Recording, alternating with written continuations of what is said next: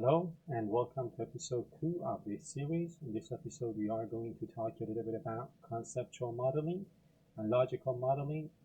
And this episode is not going to have any code, so we're not going to write any queries. In this episode, we're going to study some conceptual and logical modeling stuff. But from episode number 3, we're going to start implementing these. So this is a very vast topic. So conceptual modeling and logical modeling, normalization, and so on. They're going to be very vast topics, but we probably need to have other, playlists, other courses to focus, specifically on these topics. But what we basically learn in episode number 2 about conceptual and logical modeling is just, the tip of the iceberg, as they say. But feel free to dive deeper if you want. We will need to study a couple of things about these two different, perspectives to modeling so that we can, set the stage for the upcoming, episodes for the topics we want to explore in the, upcoming episodes. So let's learn how to design a database using ER or entity relationship diagrams, and how to properly translate them into logical schema, and then finally, SQL code. So conceptual modeling. Conceptual modeling basically means what data should we store? What are the things that we need to create? What are the things that we need to store inside of our database?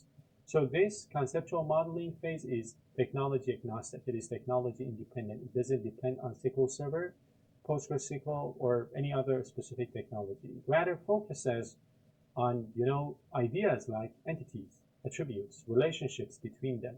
So it is technology independent. You usually create an ER diagram, entity relationship diagram, ERD, at this stage of your database design. So based on our domain, these are some of the key entities that we need to probably create. So we're going to have a passenger. A passenger is going to have these different attributes like first name, last name, email, phone, passenger ID. We're going to have flight, we're going to have airport, booking, third class, and so on. So for each one of these entities, as you can see, we are storing different attributes, different pieces of data. So for example, for booking, we need the booking ID, we need the passenger ID to kind of relate one booking to a passenger, because each booking is going to be related with the passenger who created that booking, and then so on. So not only we are, thinking about the entities, we're also thinking about the attributes of those entities, and probably thinking about the relationships that exist between these entities. So this is conceptual modeling. Again, this is technology independent, and you're just focusing on the, things that you need to store, regardless of the database management system that you're going to use. And then you've got logical modeling. So logical modeling is how do we structure the data that we have decided in the conceptual modeling phase that we need to store. So here we define primary keys, foreign keys. We think about data types, the relationships between our entities, our tables. We apply normalization. Normalization, again, is a vast topic. I will probably create other playlists on the channel to focus specifically on normalization. So basically with normalization, we are avoiding, for example, data duplication. So we want to, get rid of redundancies. We want to normalize our data. And there are different, as I said, normalization levels. There are different techniques that we need to apply to keep the database normalized. We are going to, again, touch upon the idea of normalization in future episodes as well, because if we want to, talk about this here, this episode is going to be too long. Now, let's talk about a simple ERD diagram, so entity relationship diagram. So as I said, ERD is created in the conceptual, modeling phase. It is technology independent. You just think about it, probably even on a piece of paper, without thinking about any database system. So you just think about the different entities that you need to have, right? And about the different attributes that you need to store for each one of them, and about the relationships that you probably have to establish between them. So this is your ERD. Again, there are tools that allow you to create your ERDs, entity relationship diagrams. But yeah, this is something that you do in that conceptual modeling phase.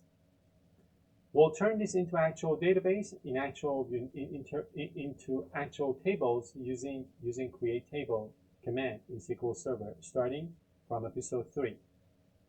Some of the best practices that I would like to point out to you before I wrap up this episode. First, for your entities, for your tables, try to use surrogate keys like auto-incremented IDs, right? So surrogate key, in simple terms, they are simple, unique numbers, auto-incremented numbers like 1, 2, 3, and so on, that you can use as primary keys. So primary keys help you to uniquely identify records in your tables. So strive for using surrogate keys when possible.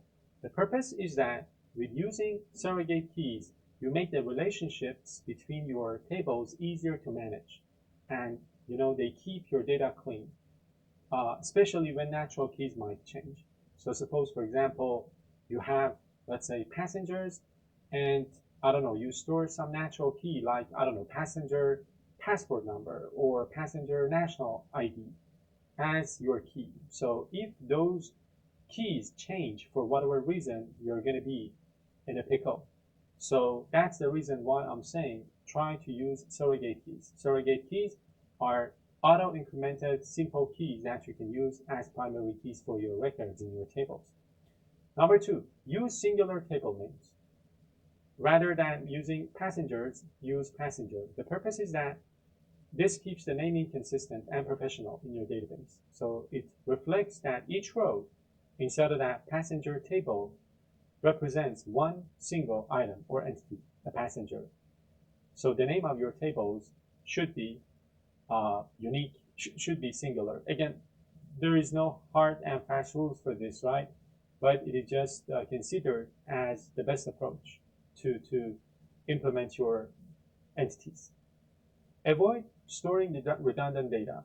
Do not share the same airport name, for example, in multiple places, in multiple tables. Normalize your data. So again, by doing this, you prevent mistakes or mismatches. If the same name changes, you only update it in one place, which keeps the database consistent. And in order to reach this state in your database, you need to respect the normalization rules. There are certain principles when it comes to designing a strong relational database that you need to be aware of, you need to respect if, for example, you want to avoid redundant data. Design for future growth. So again, for example, take the example of flight. So flight can involve different things when you start designing your database. But of course, before you know it, your system can grow. Your system can evolve to include other related, stuff like aircraft ID, status, and so on. So the purpose to always think about the future as much as you can is to make it easier to add features later without having to rebuild the database, which is going to be a very difficult task. So it prepares your design for real-world changes. These practices, again, these are the best practices. And of course, the list is by no means exhaustive. There are so many other things that you need to be aware of, but these are some of the things that I wanted to point out.